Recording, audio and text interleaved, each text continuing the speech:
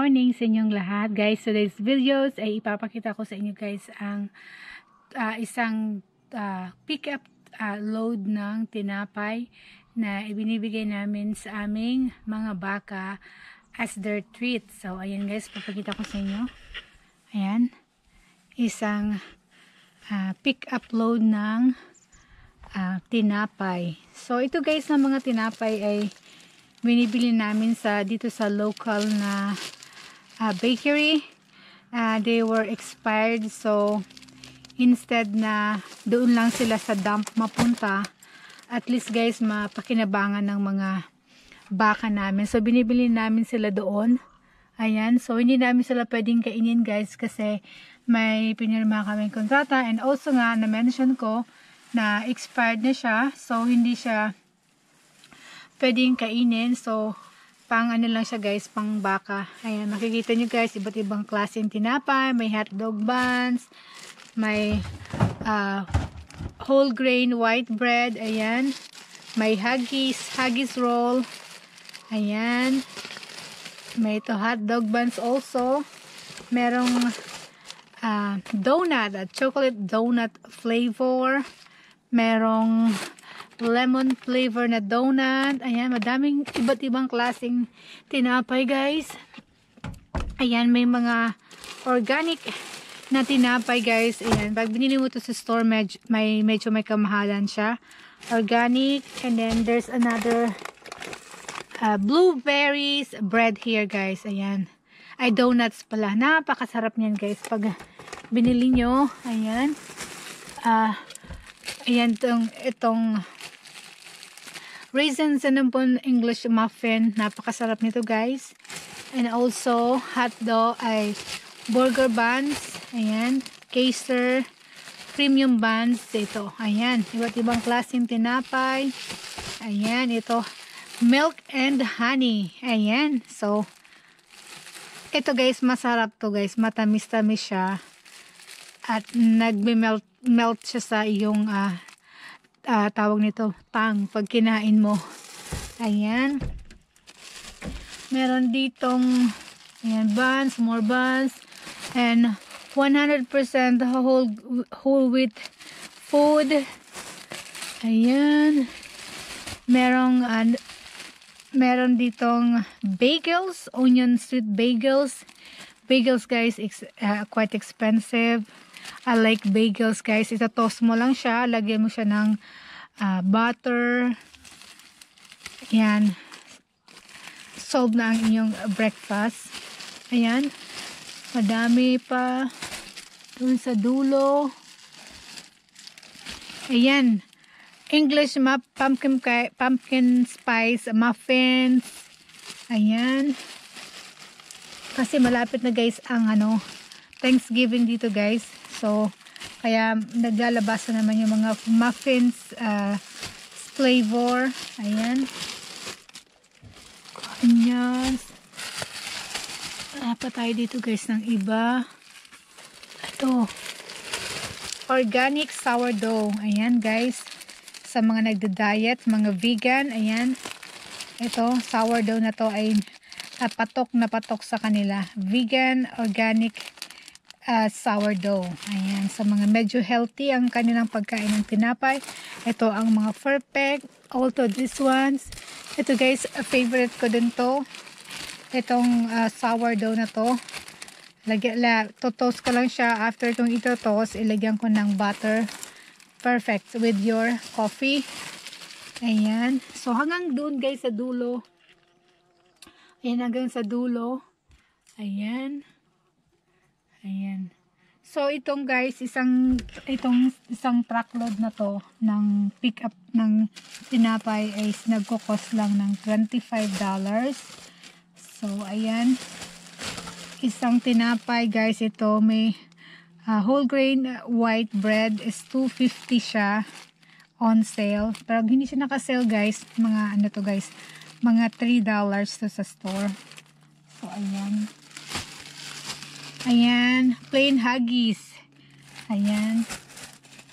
And then also we have pie, fruit pie. Ayan, fruit pie, lemon flavor.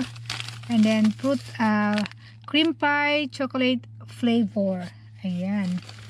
So, ito guys na tinapay nito is binibigyan namin sa aming mga baka ng ng good for 1 week. So, yung makikita nyo guys, yung na yun, wheelbarrow na yun. Ayan. Every time na nagpi-feed kami sa kanila, ayan, pinupuno yung wheelbarrow na yun. Tapos, in-spread out namin dun sa field for them to eat it. Ayan, so, ayan ang kanilang wheelbarrow. So, ayan. Hindi namin tong sila pwedeng kainin kasi may pinirma kami doon sa sa store na hindi siya pwedeng ikainin or ipamigay. Kasi nga, expired na itong mga tinapay na to guys. Expired na sila.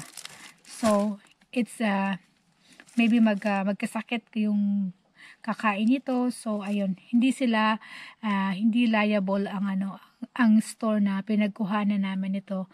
Kung may kumain or ipamigay namin at tapos magkasakit, hindi pwede silang i-demanda or something kasi nga may waiver kami na pinirmahan. And also, alam mo naman guys, diba, pag expired, medyo nakakatakot kainin. So, ayun,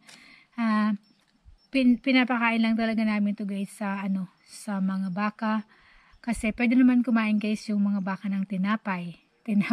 Dito ko lang din guys alaman na yung mga baka pala pwedeng kumain ng tinapay. And also, kumakain din sila guys ng mga grains, yung mga mga mais, ganun pala. Kumakain pala sila ng ganun. So, akala ko ang kinakain lang talaga dati ng mga mga baka is mga dahon lang, mga damo, yung pala hindi pwede pa silang kumain ng mga tinapay kasi yung tinapay is galing naman sila sa mga wheat. So, yun, flowers, pwede silang kumain and safe na safe silang kumain sa mga ganitong sa mga ganitong pagkain. Ayan, hindi namin sila pwedeng kainin at hindi namin din sila pwedeng ipamigay sa ibang tao kasi hindi sila safe. At also, pag nagka-problema or nagkasakit sila from eating this, so wala tayong pwedeng sisihin kundi yung mga sarili natin. So, ayan, good for na lang sila, for the cow. So, ayan, siguro magsasabi kayo ba't hindi nilang ibibigay sa ibang tao. So, yung nga na-mention ko na hindi sila pwedeng ipamigay kasi kung magkasakit sila, baka tayo pang masisi. And also, in a way, good thing na din na binibili namin sila sa local bakery namin guys. Kasi, pag itong mga tinapay nito, yung pagkadami naming tinapay na to guys, pag hindi namin sila binili, mag-i-end lang sila guys sa landfill. So, doon lang sila mabubulok sa landfill kasi yung mga bakery din, hindi nila ito ibibigay sa mga homeless or sa mga shelter or sa mga food bank kasi nga na sila expired na sila. So at the end of the day, kung hindi ito mabili ng mga farmers na gaya namin, mag-end lang sila sa landfill, which is sayang lang 'di ba guys, kasi imagine mo itong tinambay na to is doon lang sila mabubulok, mag-decompose, mararotten. It's much better na lang to find a use for it na ibamigay na lang sa baka or pilihin na lang namin. So, ayun. Ganun ang ginagawa ng mga local farmers dito sa area na namin. Bumibili sila ng mga tinapay sa mga bakery. And also, parang treat na din nila sa kanilang mga baka. Mga baka na for being a good cow. Being a good cow. Ayan guys. So hanggang makikita nyo hanggang dulo. Punong-puno siya ng mga tinapay. Iba't ibang klaseng tinapay guys. Ito, iba't ibang klase, iba't ibang lasa. Ito guys, French dip. Ayan. Hindi ako makapunta doon guys sa pinakadulo. Ayan. Ayan, makikita nyo yung mga tinapay doon. Ayan, ito. Sweet dark, ayan. Napaka sarap din ito guys na tinapay na to. Ayan. Ayan doon. Sa dulo, punong-puno siya guys. And also, meron pa dyan sa baba. Ayan. Sa baba. Meron pa punong-puno to ng tinapay kasi hindi na nga masara. At doon sa nito, sa upuan doon sa harap, meron din siya. So, ayan guys, mga organic, iba't iba klaseng tinapay. So, bibigay natin yan sa ating mga kabakahan dito sa ating field. Ayan. Ito sila, instead na mabulok sila guys sa dump, ayan, binibigyan natin sila ng another purpose, second purpose in life, kumbaga. So ayun guys, that's it for today. Thank you for watching my vlog and see you next time. If you like this video, please give me a thumbs up and comments, and also please share my videos, and thank you for the support, for the love, and for continuous watching my videos. See you next time. Bye bye.